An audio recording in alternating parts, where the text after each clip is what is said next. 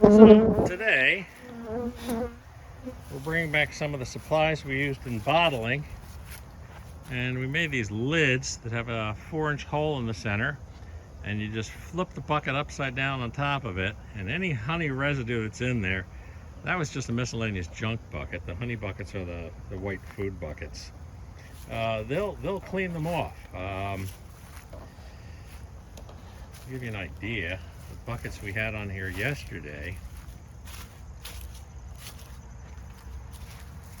they almost look like they were washed. I mean, every single little driplet, every single little flake of wax, anything that had to do with the capping procedure is gone. Right now, Ed is preparing his hives by drilling holes in the back there and putting in thumb screws, and we're about to do the oxalic acid treatments on these hives. I may have a couple hives back here that are on backwards, and it'd probably be easier to drill the super. So just take a peek at the hives here while I go back and get the rest of our supplies and take some of these things back. And we'll start on the acid treatments.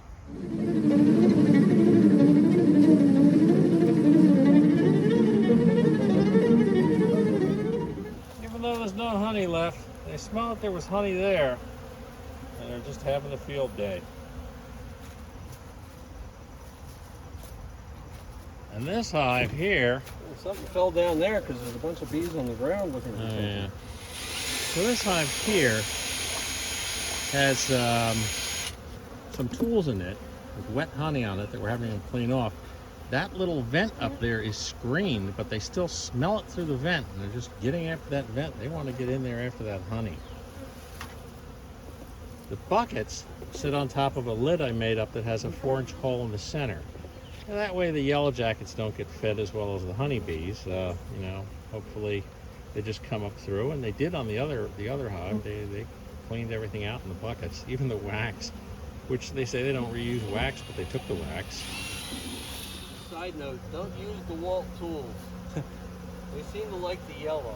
They like the yellow and the DeWalt tools. So this lid had a little bit of honey residue on it, and I think a couple of drips fell as I was putting this bucket on. That's what a couple of drips of honey on the sheet metal will do. They're just going crazy on it. This is the cardboard that we used in the house to put underneath the equipment when we were extracting. And there's little drips of honey on it, and they're having a field day with that as they buzz around my head.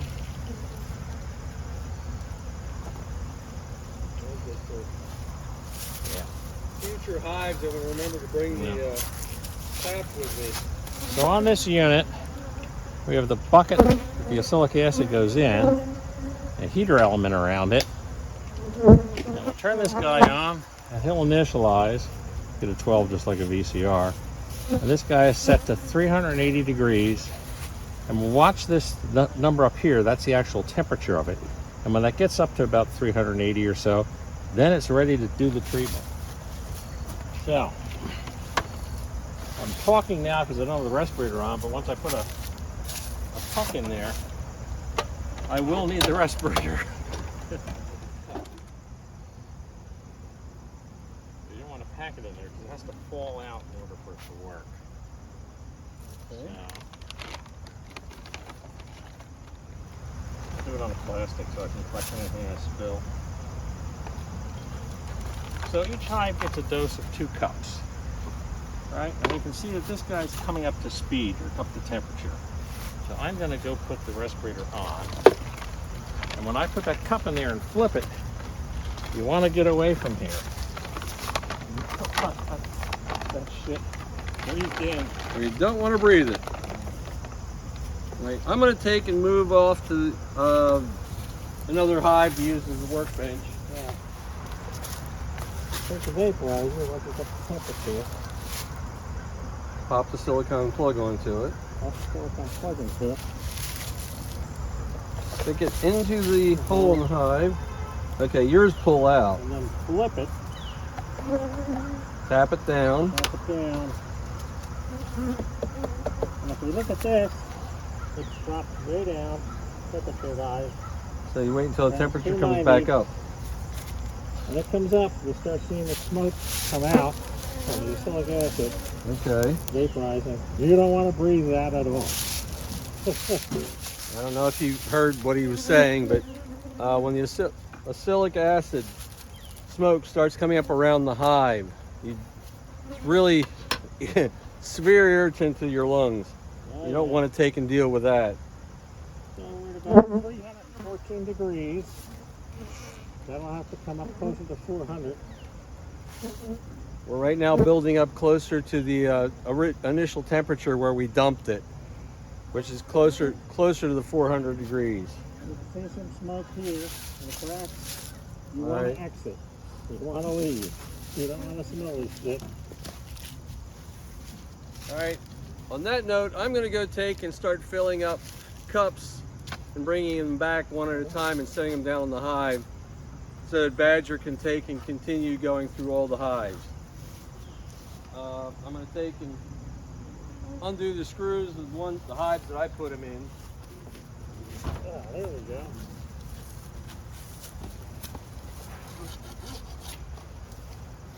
Okay, guys. Now, anyway, we're marking the area.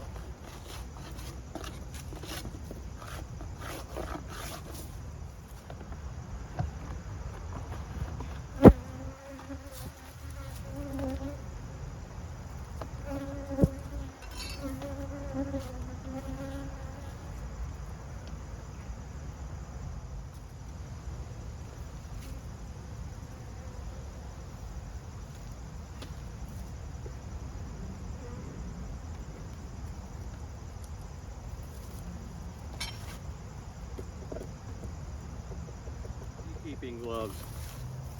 Idea would probably be to take and get something like industrial battery room gloves.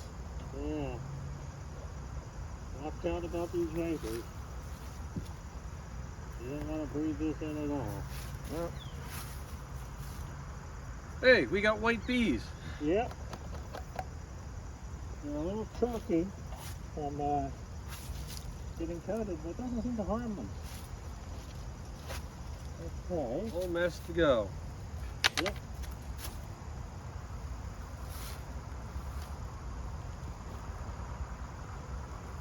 All right, I'll go refill these for you. I think they're still smoking.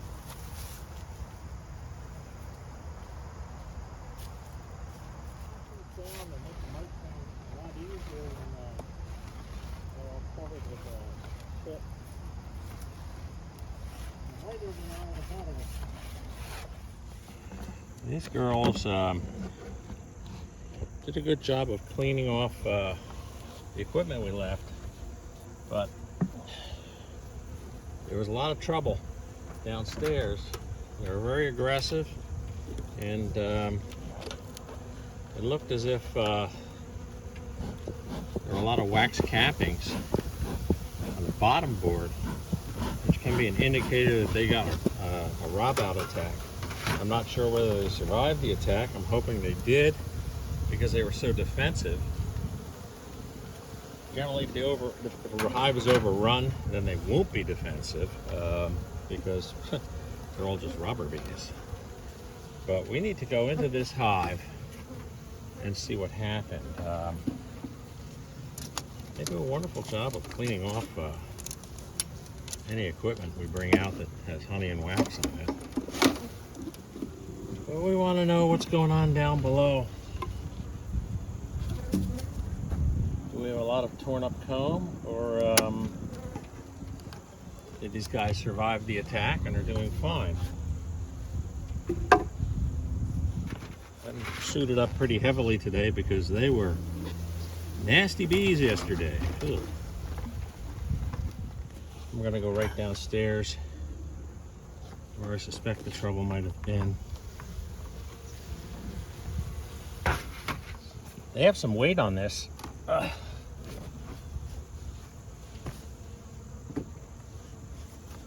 That's a good thing. A little calmer today. So far. Famous last words. We put a lot of blank frames in this hive when we split them. It is super robbing season, so I really don't want to end up with any of these hives open for too long.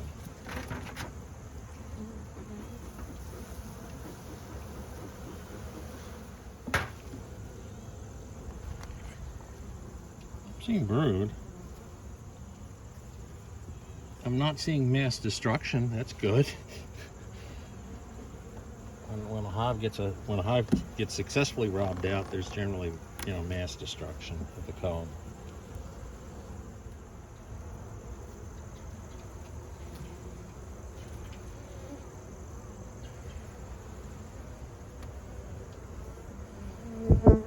Not setting the world on fire brood-wise, but there definitely is brood there. So here's what we know. This hive probably was attacked, but the hive appears to have successfully basically warded off the attackers. However, if we leave them open long enough, we're going to initiate another attack. So, top super is full of honey. It's very heavy. Really good feel for the rest of the hive right now. Bottom super is light, but they steward to the top. So, okay, good. They didn't get taken down. So,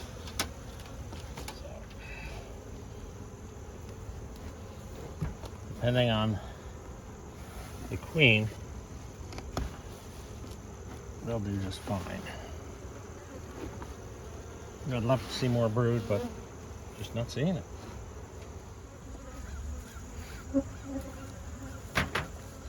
So this one was on cleanup duty, and we'll see how that went. Bucket looks beautiful. Let's get these girls down.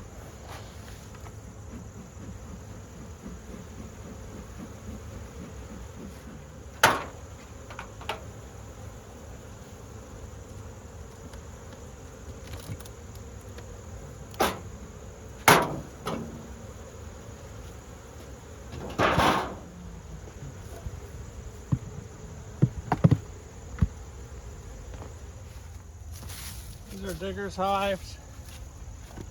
We did oxalic acid yesterday, and there's a mite drop, not a serious mite drop on all the hives, but there's enough there to tell you that there was time to treat them with oxalic acid. And I can tell by the sound of the hive, no. When they rob, there's a sound. It's unlike a swarm sound because they're just destroying anything in their path to get honey. But they tend to be very loud. So, fairly happy there.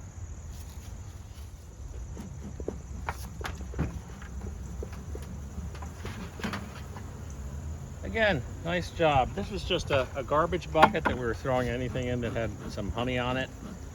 And figured we'll have them clean the honey off.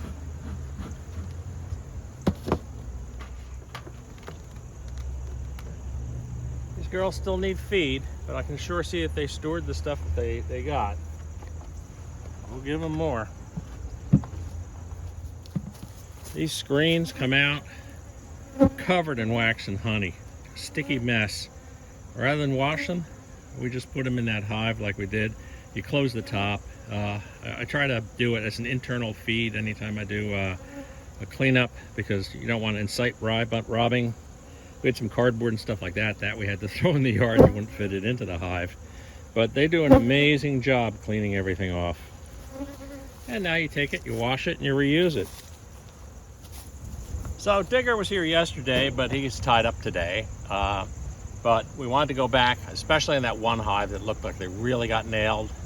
If they did, they fended off the attack because the rest of the hive looks strong. I'd love to see a lot more brood.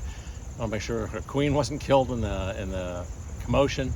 We'll know that in a week or so. We'll go in there and see if we find any eggs or larvae.